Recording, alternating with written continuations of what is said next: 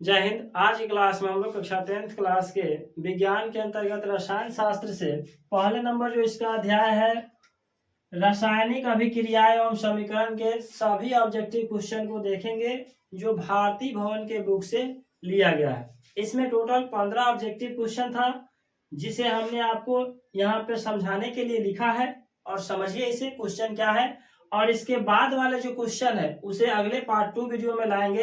अगर आप इस चैप्टर का लेक्चर वीडियो नहीं देखे और चाहते हैं आप इसे देख करके समझना तो इसके लिए MG+ एकेडमी एप्लीकेशन को डाउनलोड कीजिए। वहां पे जितने भी बच्चे बिहार बोर्ड 2026 की तैयारी कर रहे हैं उन सभी विद्यार्थियों के लिए बहुत ही बेहतरीन सा कोर्स मंजिल बैच 2026 के नाम से लॉन्च किया गया है।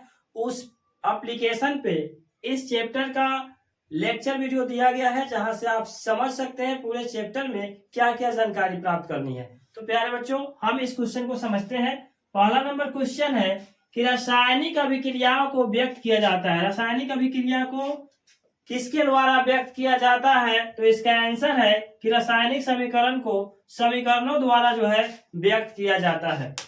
आगे क्वेश्चन है कि समीकरण के बाएं और दाएं दोनों यानी इस साइड भी जैसे कि यहाँ लिखा गया है समीकरण के बाएं तरफ और समीकरण के दाएं तरफ, समीकरण के बाएं और दाएं दोनों तरफ किस प्रत्येक प्रकार के परमाणुओं की संख्या अगर समान हो, मतलब इधर भी परमाणु की संख्या बराबर हो और उधर भी परमाणुओं की संख्या क्या हो, बराबर हो, तो वह कैसा समीकरण कहलाता है? तो यह कैसा समीकरण कहलाता है? तो वह कहलाता है संतुलित रासायनिक समीकरण। दोनों तरफ जैसे आप लोग क्वेश्चन भी पढ़ते होंगे तो अगर LHS बराबर RHS आ जाता होगा तो आप क्या कहते हैं कि ये हिसाब जो है मेरा सही है, यानी प्रमाणित किया गया है, प्रूफ है। ठीक है, बायां पक्ष बराबर दायां पक्ष। उसी प्रकार से जब भी समीकरण लिखेंगे तो इधर का जो प्रत्येक प्रकार के परमाणुओं की संख्या और इधर जो बाएं तरफ और दाएं तरफ प्रत्येक प्रकार के परमाणुओं की संख्या अगर बराबर हो जाएगा तो क्या कहलाएगा? संतुलित रासायनिक समीकरण। और बराबर नहीं होगा तो वो कहलाएगा असंतुलित रासायनिक समीकरण। जैसे इसका तीसरा क्वेश्चन है कि इनमें कौन रासायनिक समीकरण जो है असंतुलित है, यानी ऑप्शन जो देखिएगा उसमें तीसरा नंबर क्वेश्चन का जो ऑप्शन होगा उसमें 4-5 ऑप्शन जो होगा वो 4 ऑप्शन होता है जिसमें से एक वो असंतुलित है और बाकी क्या होगा? संतुलित होगा। यानी संतुलित का मतलब हुआ कि दोनों तरफ के प्रत्येक परमाणु की संख्या क्या होगी? बराबर होगी, तो वो संतुलित होगा। लेकिन यहाँ पे दोनों तरफ प्रत्येक परमाणुओं की संख्या समान नहीं है, इसीलिए यह जो है Pb इंटू NO3 का whole two arrow PbO plus NO2 plus O2। इसमें प्रत्येक परमाणु के प्रकार के परमाणुओं की संख्या बराबर नहीं है प्रत्येक तत्व के, तो ये जो है असंतुलित रासायनिक समीकरण है। चौथा क्वेश्चन इसी प्रकार पर आधारित है कि इनमें कौन रासायनिक समीकरण संतुलित है। संतुलित का मतलब हुआ जिसमें दोनों तरफ परमाणुओं की संख्या क्या हो? समान हो, यानी बराबर हो। तो यहाँ NH4 NO2 इंटू में है एरो N2 प्लस 2H2O। इसमें जो है प्रत्येक प्रकार के परमाणुओं की संख्या क्या है? समान है, इसीलिए यह संतुलित रासायनिक समीकरण है। 5 नंबर क्वेश्चन है कि कैल्शियम कार्बोनेट को गर्म करने पर कैल्शियम ऑक्साइड एवं कार्बन डाइऑक्साइड गैस बनता है। ठीक है, तो यह किस प्रकार की अभिक्रिया है या रासायनिक अभिक्रिया है? तो यह अपघटन रासायनिक अभिक्रिया है, अपघटन अभिक्रिया है। 6ठा नंबर क्वेश्चन है कि क्लोरोफिल और सूर्य की प्रकाश की उपस्थिति में पौधे यानी पेड़ पौधे सभी हरे पौधे जो है वायु की उपस्थिति में कार्बन डाइऑक्साइड गैस एवं पृथ्वी से जल ग्रहण करके क्या करके? जल ग्रहण करके अपना भोजन स्वयं तैयार करते हैं। पेड़ पौधे जो है सभी हरे पौधे अपना भोजन सूर्य प्रकाश की उपस्थिति में क्लोरोफिल के कारण जो है अपना भोजन स्वयं संश्लेषित करते हैं। तो यह किस प्रकार की अभिक्रिया है या रासायनिक अभिक्रिया है? तो इसका आंसर है कि हो जाएगा प्रकाश रासायनिक अभिक्रिया। प्रकाश रासायनिक अभिक्रिया के द्वारा ही पेड़ पौधे अपना भोजन स्वयं संश्लेषित करते हैं। 7 नंबर क्वेश्चन है कि सिल्वर नाइट्रेट के जलीय विलयन में सोडियम क्लोराइड का जलीय विलयन डालने पर अविलय सिल्वर क्लोराइड विलयन से पृथक होकर यानी अलग हो जाता है। तो इस अभिक्रिया को क्या कहेंगे या क्या कहते हैं? तो यह जो है अवक्षेपण अभिक्रिया कहलाएगा।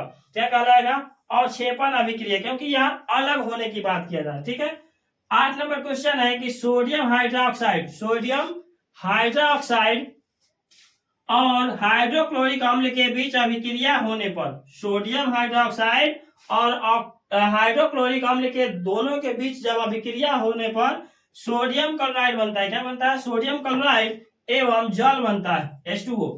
यह रासायनिक अभिक्रिया कौन सी रासायनिक अभिक्रिया कहलाती है? तो यह जो कहलाएगा उदासीनीकरण अभिक्रिया कहलाएगा। क्या कहलाएगा?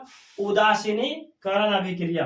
आगे क्वेश्चन है कि इनमें कौन रेडॉक्स अभिक्रिया है? जो 4 ऑप्शन दिए गए होंगे उसमें से बाकी 3 जो होंगे रेडॉक्स अभिक्रिया नहीं होंगे, और यह जो है ZnO प्लस C यानी कार्बन, एरोजेन यानी जिंक प्लस CO यानी कार्बन डाइऑक्साइड, ये जो है आपका ये रेडॉक्स अभिक्रिया है। क्या अभिक्रिया? तो ये कौन सी अभिक्रिया है? रेडॉक्स अभिक्रिया है। आगे 10 नंबर क्वेश्चन है कि इनमें कौन ऊष्माक्षेपी अभिक्रिया है? इनमें जो ऑप्शन दिए गए होंगे 4 में, इनमें कौन ऊष्माक्षेपी अभिक्रिया है? तो C plus O2 CO2 plus ये जो 94.45 किलो कैलोरी ऊर्जा है, क्या है? ऊष्मा ऊर्जा है, यानी ऊष्माक्षेपी अभिक्रिया है। ठीक है, आगे क्वेश्चन है 11 नंबर कि इनमें कौन ऑक्सीकारक है? तो ऑक्सीजन जो है O2 ये ऑक्सीकारक का एक बेहतर उदाहरण है। आगे क्वेश्चन समझते हैं हम लोग 12 नंबर को कि इनमें कौन अकारक का गुण प्रदर्शित करता है? अकारक अभिक्रिया गुण प्रदर्शित करता है कौन सा? तो ऑप्शन जो दिया होगा उसमें अगर H2S होगा तो उसमें मान देंगे, होगा ही। आगे क्वेश्चन है 13 नंबर की समीकरण 2Cu plus O2 arrow 2CuO किस प्रकार की अभिक्रिया है? तो यह जो अभिक्रिया है ये ऑक्सीकरण अभिक्रिया। कैसी अभिक्रिया है? ऑक्सीकरण अभिक्रिया। 14 नंबर क्वेश्चन है कि शरीर में, मानव शरीर में या किसी भी जीव प्राणी के शरीर में भोजन का पचना क्या कहलाता है या किस प्रकार की अभिक्रिया है? तो यह है ऑक्सीकरण अभिक्रिया। कैसी अभिक्रिया है? ऑक्सीकरण। हम जो भोजन करते हैं तो ऑक्सीकरण अभिक्रिया के कारण ही क्या होता है? पचता है।